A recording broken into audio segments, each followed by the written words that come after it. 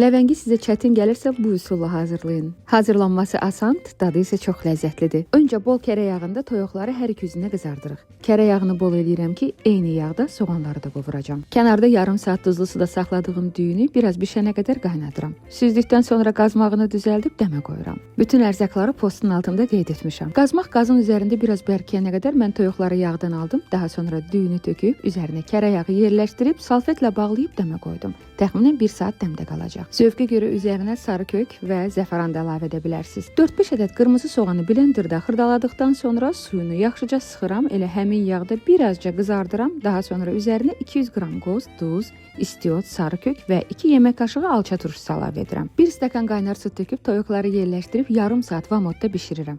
Və budur, pulovumuz da hazırdır. Artıq servis edə bilərik. Sizcə bu yemək ləvəngi yoxsa fincan adlanır? Mütləq rəylərdə yazın. Özünüzə yaxşı baxın. Allah amanında.